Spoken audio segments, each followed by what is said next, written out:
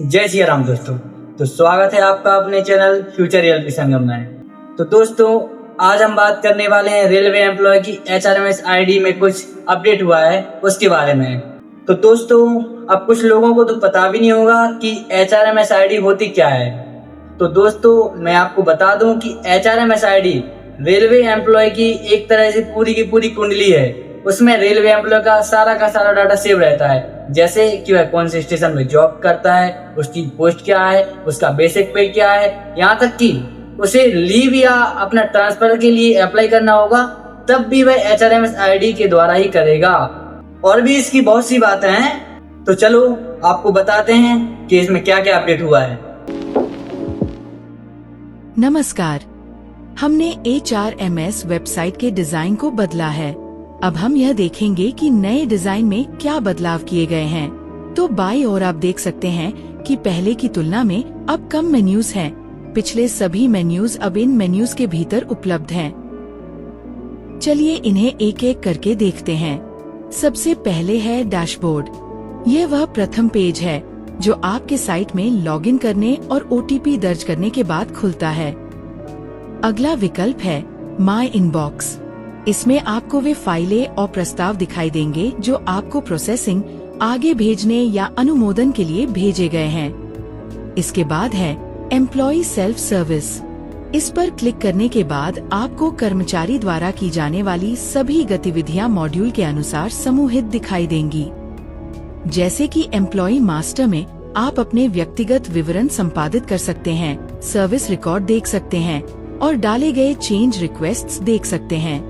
Leave में छुट्टी आवेदन करने, लीव एनकैशमेंट, लीव बैलेंस और एप्लीकेशंस देखने के लिए लिंक उपलब्ध हैं। इसी प्रकार पास, PF लोन, ट्रांसफर, अवार्ड्स और ग्रीवांसेस से संबंधित लिंक भी यहीं एक ही जगह पर उपलब्ध हैं। इस पेज पर मॉड्यूल को आसानी से ढूंढने की सुविधा भी उपलब्ध है।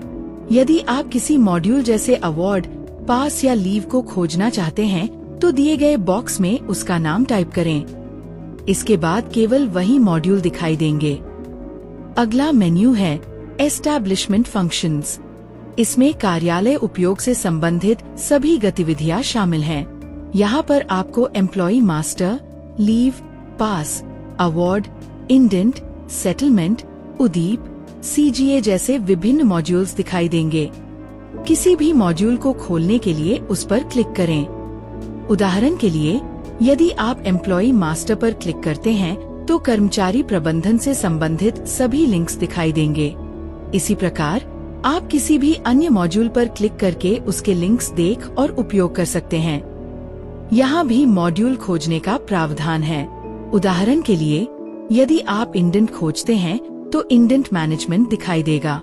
इसी प्रकार यदि आप एम्प्लॉय टाइप करते हैं तो वे सभी कार्ड्स दिखाई देंगे जिनमें एम्प्लॉय शब्द होगा। क्योंकि इस पृष्ठ पर बहुत सारे मॉड्यूल्स हैं, किसी विशेष मॉड्यूल को खोजने के लिए आपको पूरा पृष्ठ स्क्रॉल करने की आवश्यकता नहीं है। आप सीधे सर्च बॉक्स में उसका नाम टाइप करके उस मॉड्यूल तक पहुंच सकते हैं। अगला मेन्यू है एडमिन फंक्शंस। इस मेन्यू में मॉड्यूल्स के एडमिनिस्ट्रेशन से संबंधित लिंक्स उपलब्ध हैं, जो मुख्य रूप से यूनिट एडमिन्स के लिए हैं। जैसे यूजर मैनेजमेंट में यूजर क्रिएशन और रोल असाइनमेंट के लिंक्स दिए गए हैं। एम्प्लॉय मास्टर में एम्प्लॉय को DC तथा VA, AA असाइनमेंट के लिए लिंक्स उपलब्ध हैं। पास में पास क्लर्क के लिए PIA, वाइस PIA असाइनमेंट आदि के लिंक्स दिए गए हैं। अगला मेन्यू है रिपोर्ट्स। यहाँ आप HRMS में उपलब्ध विभिन्न मॉड्यूल्स की रिपोर्ट्स देख सकते हैं। रिपोर्ट्स को भी मॉड्यूल्स के आधार पर समूहित किया गया है। हम धीरे धीरे सभी रिपोर्ट्स यहाँ जोड़ते रहेंगे। अगला मेन्यू है सर्विस रिक्वेस्ट। यह विकल्प केवल ऑफिस यूज के लिए उपलब्ध है। इसका उपयोग करके आप HRMS ऑनलाइन पोर्टल से संबंधित किसी भी समस्या होने पर HRMS टेक्निकल टीम को सर्विस रिक्वेस्ट भेज सकते हैं।